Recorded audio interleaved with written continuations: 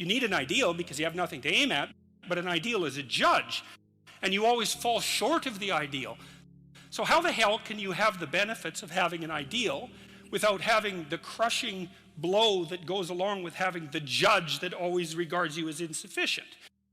So I was trying to work that out in the chapter, and this is something I've had to work out a lot as a clinical psychologist. It's like, well, let's say you need a goal, but we don't want to let your distance from the goal crush you.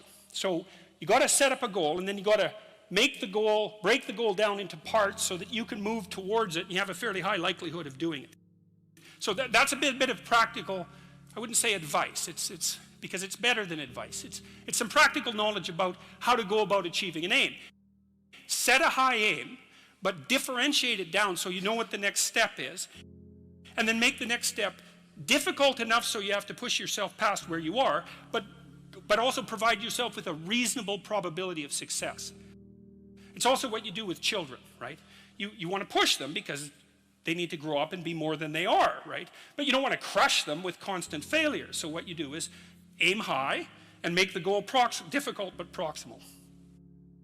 So anyways, so that's one way of looking at it. But then the next thing is, I've had clients, many clients in their 30s, who are trying to, this is more true with women, I would say. A lot of women who are very high achieving and who established their career goals at 30 and then want to differentiate out their life. They want to have a husband, they want to have a family, they're trying to figure out how to do that. And one of the things I've noticed that around 30, you really have to stop comparing yourself in some ways to other people. And the reason for that is that the particularities of your life are so idiosyncratic that there isn't anyone really all that much like you, because the details of your life happen to matter. And so maybe you compare yourself to some rock star or something like that, and the person's rich and famous and glamorous and all that, but they're alcoholic and they use too much cocaine and they've had 3 divorces, and it's like, how the hell do you make sense out of that? Is that someone that you should judge yourself harshly against or not? The answer is you don't know, because you don't know all the details of their lives. Who do you know that you can compare yourself to? That's easy. You. Yesterday. So here's a good goal. It's something like, well, aim high. And I really mean that. It's like, and we'll talk about that a little bit too. Aim high, but use as your control yourself. It's like, so your goal is to make today some tiny increment better than yesterday. And you can use better, you can define better yourself. This doesn't have to be some imposition of external morality. You know where you're weak and insufficient, where you could improve. You think, okay, well, this is what I'm like yesterday. If I did this little thing, things would be just an increment better. And, well, that's a great thing because you get the ball rolling, and incremental improvement is unstoppable.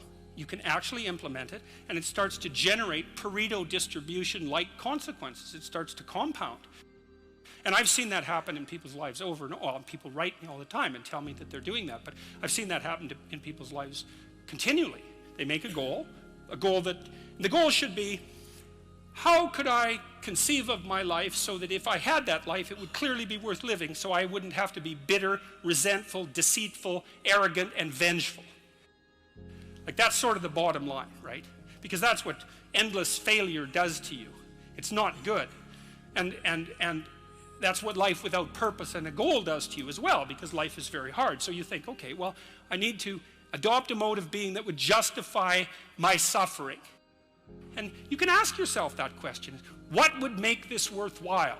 I quote Nietzsche, I think, in that chapter. He said, "He who has a why can bear almost any how." That's a lovely line, man. I mean, it's a lovely line.